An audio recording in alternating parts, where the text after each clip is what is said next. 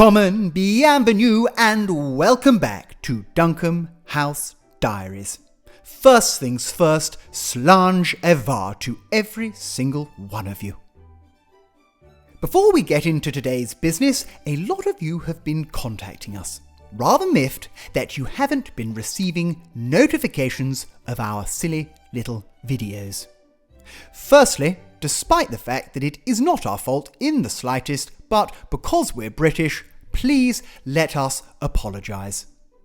To ensure that you are notified and no longer miss out on any of our nonsense, I am reliably informed that all you have to do is click this button.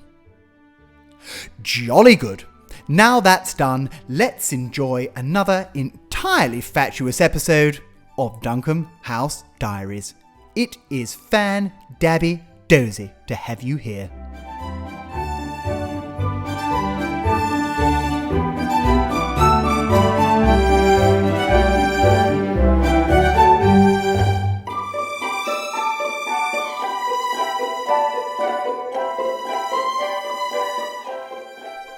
We are in the process presently of getting ready for lots of tradespeople to come in and ply their chosen crafts at Dunham House in order to get our first fix completed.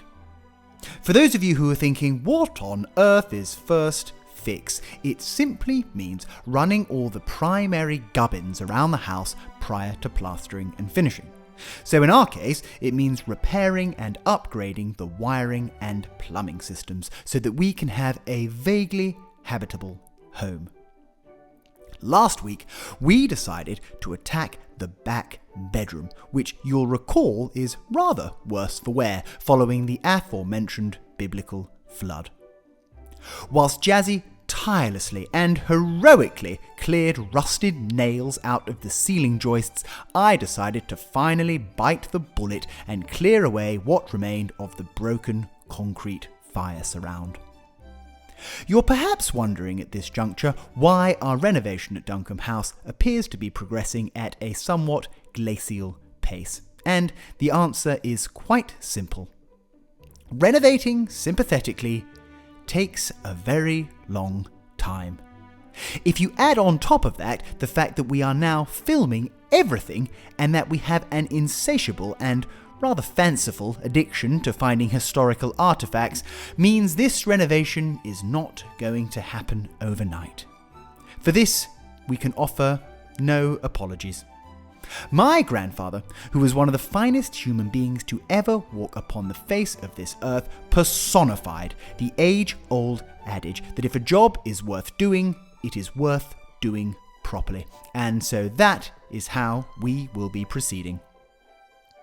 It was a good job I'd had my Weetabix for breakfast on this day, as I was naively perhaps not expecting this fire surround to weigh quite as much as it did.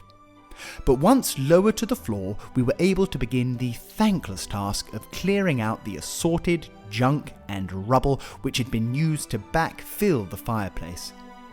To our delight, however, we almost immediately began to find priceless artifacts. Imagine how fast my heart rate increased and my adrenaline rose when amongst the pile of dust and rubble I caught a flash of colour out the corner of my eye and in quick succession pulled out not one, not two, but 3 scintillating pieces of rubbish. There was only one thing for it: down tools, fetch my best paleontologist's brush, and start the cleaning process. After much careful swiping and brushing, and with my knees screaming at me to get up off the floor, I was finally able to reveal the hidden secrets. It always amazes me how something so peripheral, when forgotten for a few decades, can become something so very interesting. Does anyone have an idea as to what this might be? It has a lovely floral design on the back, and I'm wondering if it may be either a seed packet or perhaps a perfume bottle label. Your thoughts, please. In addition to the packets, we pulled out a magnificent haul of tile fragments dated somewhere between 50 BC and 1950 AD. Naturally, in the interests of shirking hard labour, I decided it was imperative that I laid out every single fragment, just in case there was a message or treasure map hidden on their faces. If there is, I'm afraid its decipherment is quite beyond a layman like myself. However, if there are any budding semioticians watching who can in fact see a map to El Dorado, please do get in touch. I will split any treasure we find 80-20. And lastly, but by no means least, we found this piece of modern art which will perfectly complement the pot of stuff that had leaked onto a thing which we found last year in the coach house.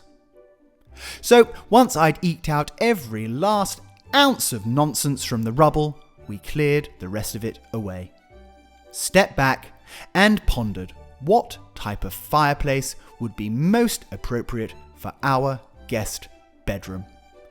All ideas warmly welcomed.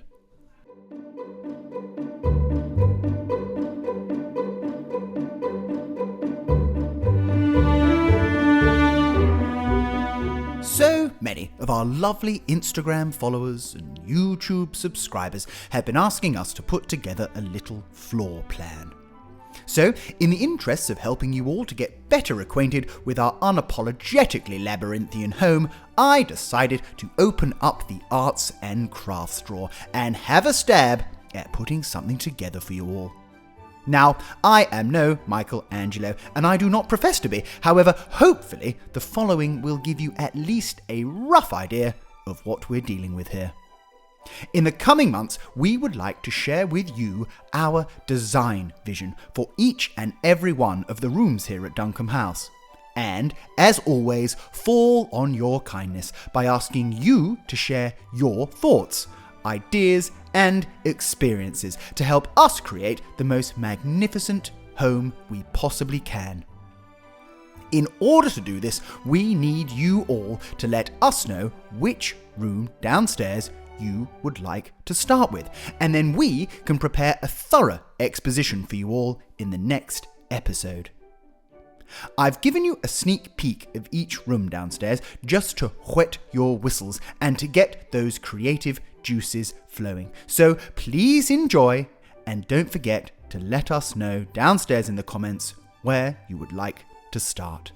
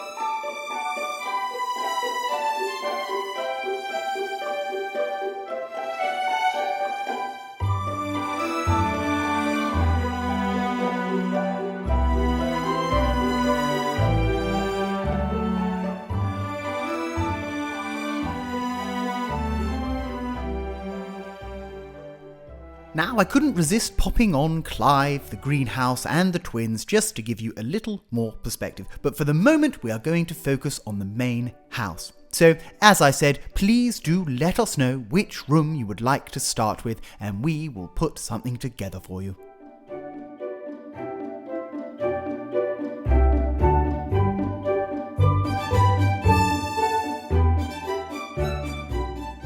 Lots of you terribly kind-hearted souls have been inquiring after the welfare of both Bree and Dean and Borgia. So I just wanted to quickly update you on their progress. All three are in the finest of fettle. Bree is getting braver and bigger by the day and is having an absolute hoot now that she's old enough to go on longer walks with Quincy.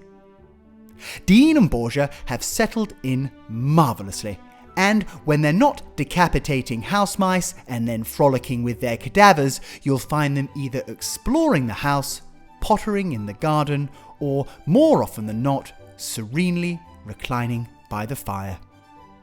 I think we may have finally found some animals more arrogant than Quincy. Oh yes, and on the subject of Quincy, and I'm sure this will not come as a surprise to any of you, she has already given up on her New Year's exercise regime.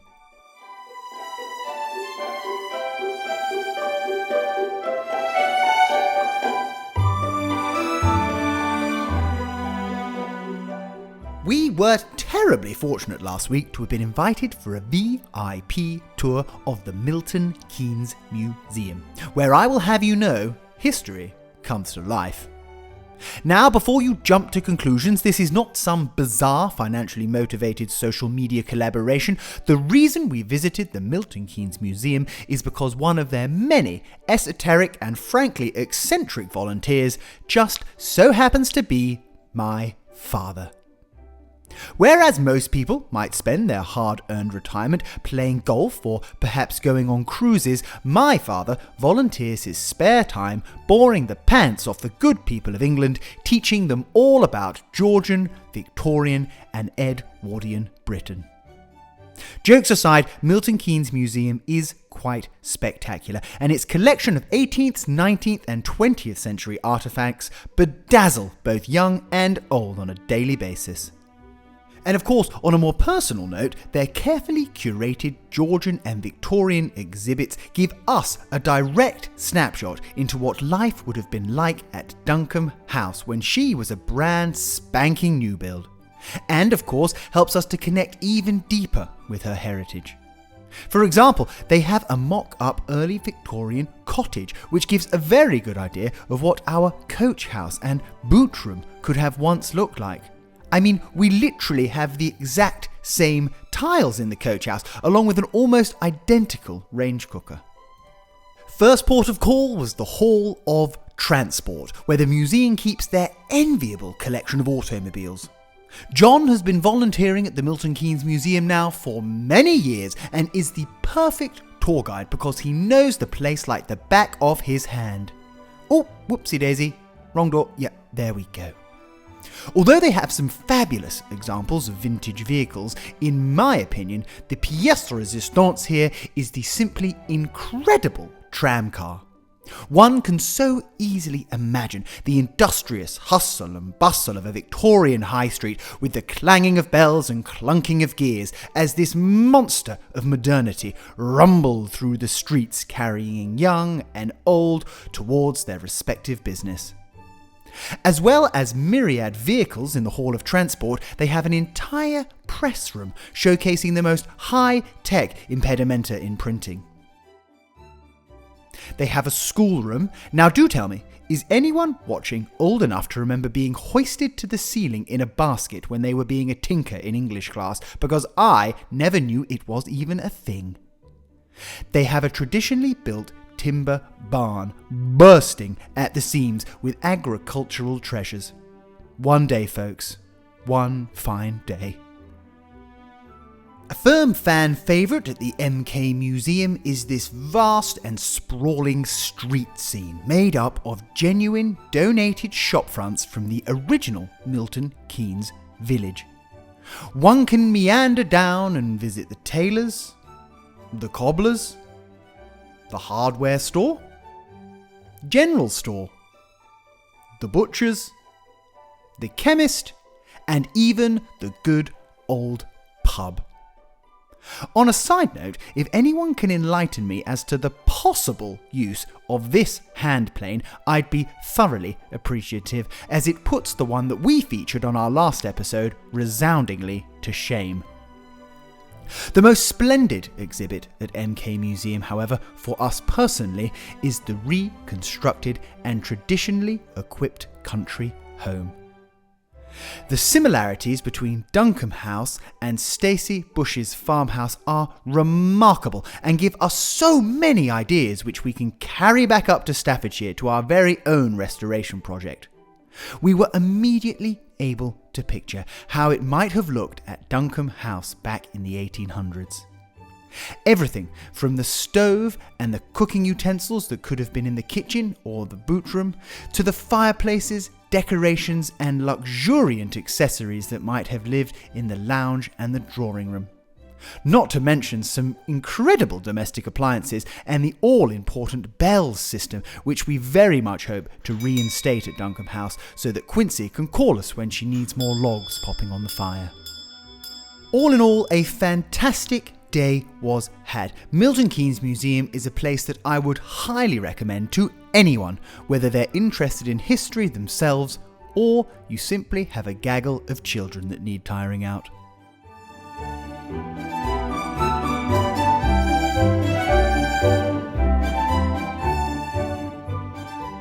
Seeing as though you were all so terribly kind about the dog walk chapter that we did in our last video, we wanted to step it up a notch for you in this episode.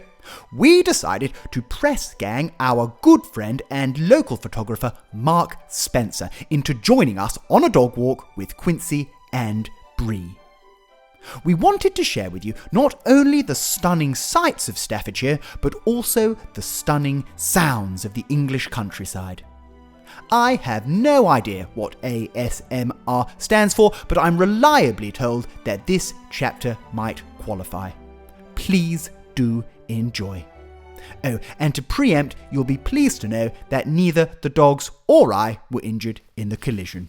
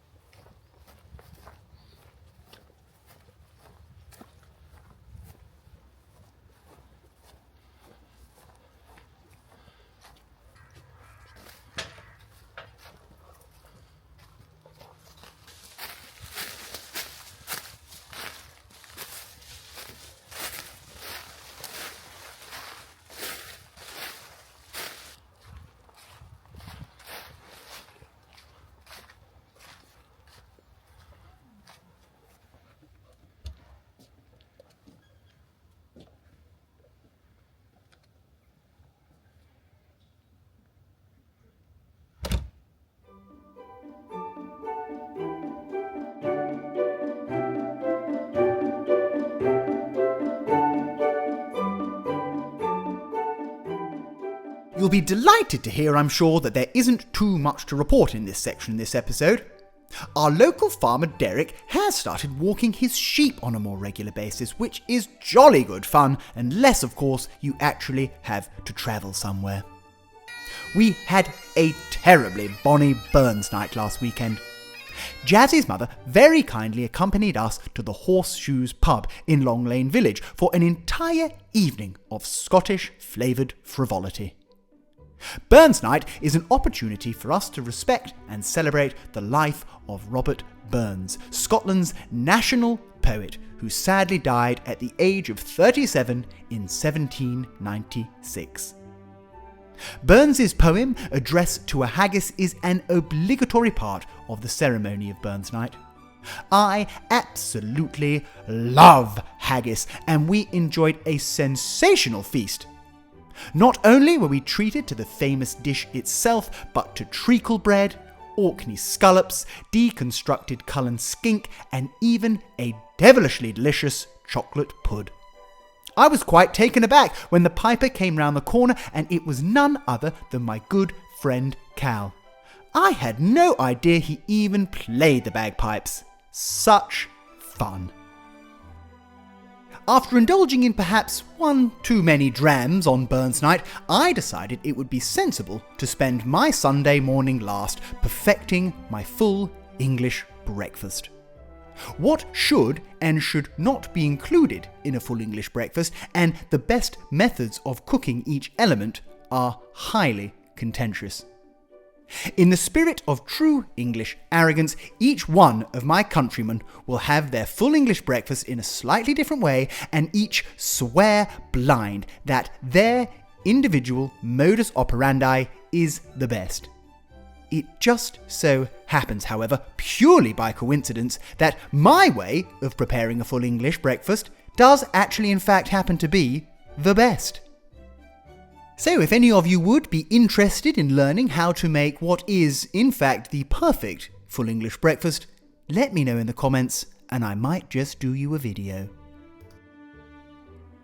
Ladies and gentlemen, once again it is with a heavy heart that I bid you farewell and close off on yet another episode of Dunham House Diaries. The response we are receiving to these ridiculous videos can only be described as humbling. We are so truly appreciative of every single one of you that take valuable time out of your day to share in our story. As always, please do ensure that you like, subscribe, share, and most importantly, nourish us with your comments. Mesdames et messieurs, TTFN.